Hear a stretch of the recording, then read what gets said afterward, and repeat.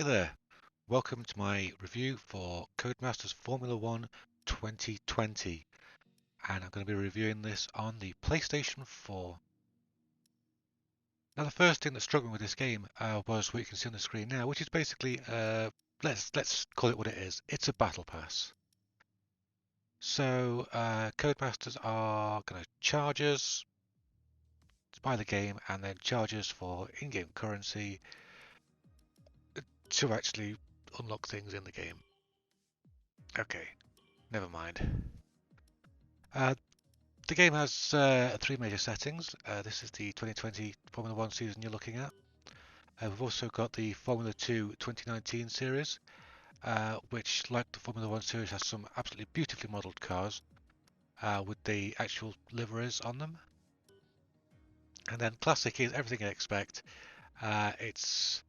It's those cars that really stand out for those of us who have been Formula 1 nerds for a long time. Some of them are DLC for the Schumacher edition. I've not got that. I'm reviewing the 70 edition. But there's some great cars, really great cars. There's the famous Brawn GP that came, won and went, and became Mercedes. There's plenty of ways to play in single player.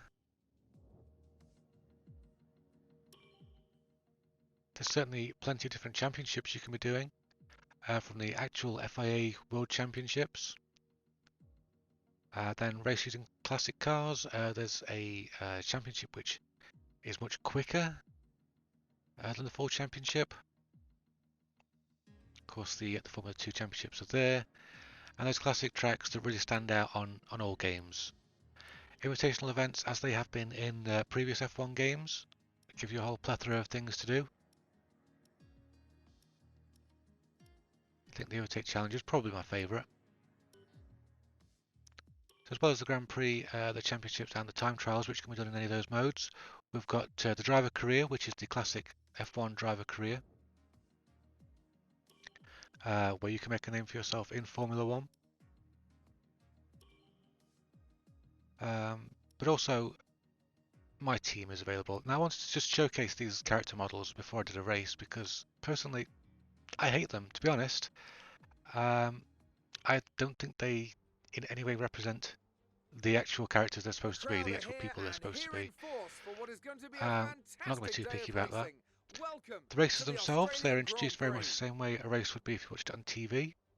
All the familiar branding is there, and the familiar commentators as well if you watch the Formula 1 in English. Even the track guide is just as it would be on a TV broadcast, which is great. And will need to take full advantage of those DRS zones if they want to have any hope of breaking through. So this is just going to be a short GP. The old car setups are available, so you can pick a preset, or if you're more technically minded, you can head in to make all the changes you'd expect to make. It's not quite as in-depth as something like Assetto Corsa Competizione, but then it's not trying to be a hardcore simulator. If you're not up for that, you can just select one of the presets, as I've done here.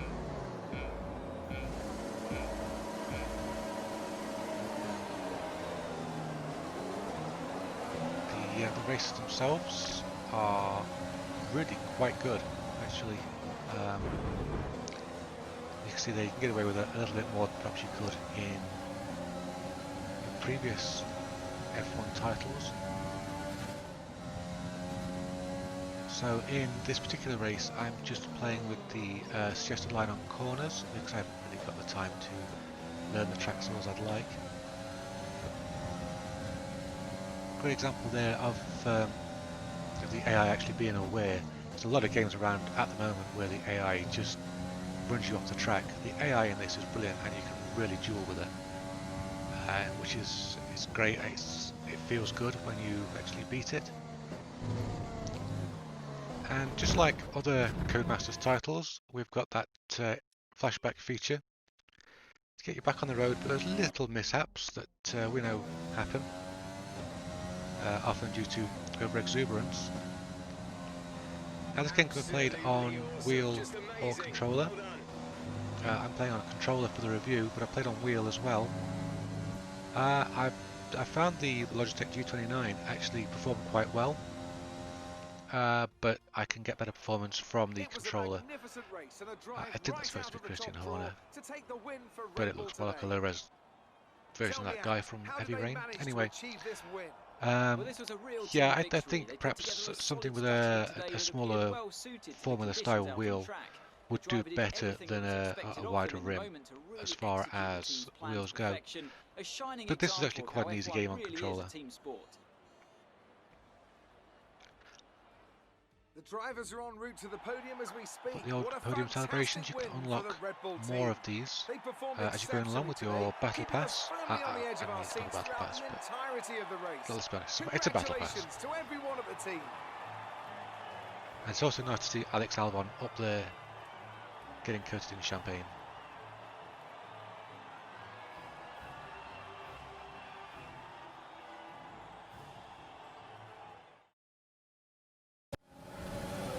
Now when it comes to multiplayer, we have the multiplayer car, which is a way of making sure that everyone is equal.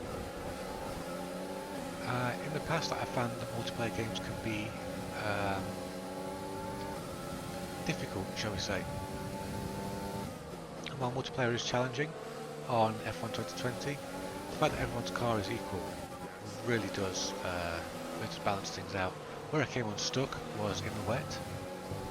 This doesn't feel like the other F1 games in the wet, whereas before it just felt like they dialed down the grip factor. There's something about racing in the wet in F1 2020 which is just awesome. It's almost like you can feel the resistance as the car's hitting puddles and such like. It's a very different feeling to actually racing in the wet in other games. When it comes to car customization, you've got a nice little livery editor. I say editor, it's perhaps more of a selector because you can just really choose from a preset number of liveries, and you can unlock more, of course. Then you can flick through the colours of those liveries. So in many respects, it's very similar to the livery editor which is used in the Grid series.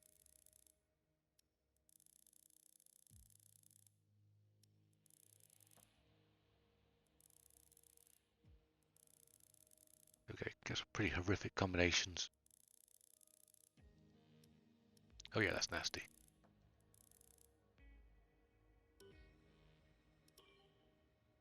So as well as actually creating the livery, you can assign it to one of your existing save games, or you can assign it to your current multiplayer car, which is kind of nice.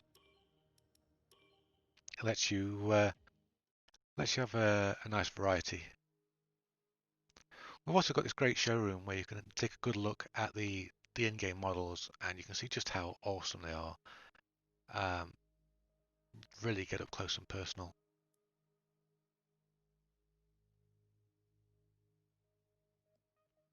You can get extra information as well about these cars, including having the game just read this to you if you're too lazy to do it yourself. Formula 1 in 2010, Mercedes have become one of the most successful teams in recent history. So we've got the whole 2020 lineup there. The classics are there, the F2 cars are there.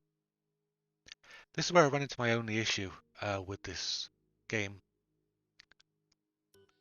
It wasn't the DLC that I ran into.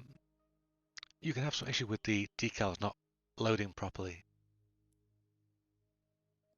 And I know it's only a slight problem really, but you would think that this wouldn't happen in a mode of the game designed to showcase the beauty of the cars. I don't know if this is something that's going to get patched out. We'll have to wait and see. But it does make the car look pretty hideous. Never mind. For the content creators out there, we've got a lovely, quite functional screenshot editor. This itself has been lifted from a replay. It's the replay of that the race we did earlier in the rain. It hasn't got its own save and share facility like Gran Turismo Sport, but what this does allow you to do is to set up a shot, remove the AI, and then screenshot it. So that's pretty cool. While you're here, you can make little changes to the setup. For example, overriding the tires, also time of day, weather. So you can really get creative with this. And there you go. That's the shot for the thumbnail for this video. The replays themselves are automatically saved, and they're not a full replay. It is just highlights really. That was a little bit disappointing for me, because I'd like to be able to pick my own highlights rather than this start where I got shoved into a corner and then lost a bit of my front wing. I'd much rather have had some of the epicness of that race recorded, but no, instead we go into the wall into the pit lane, which looks pretty awful. So it's a highlight reel rather than a full replay. Perhaps not so great for content creators, you know, but if you had a really great race, perhaps you can get some good shots of it rather than when you aquaplaned and hit the wall, which is coming up. Super slow-mo is nice, something we're used to seeing in the TV broadcasts.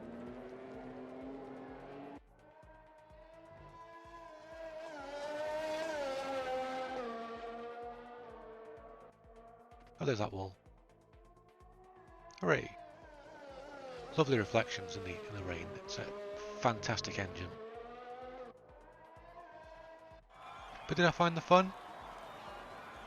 You know what? I think I did find the fun. So ultimately, F1 2020 from Codemasters gets a thumbs up for the fun, and it goes to the top of my league table for racing games, or driving games, or sims, or whatever.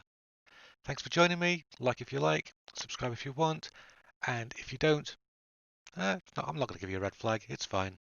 Bye bye for now.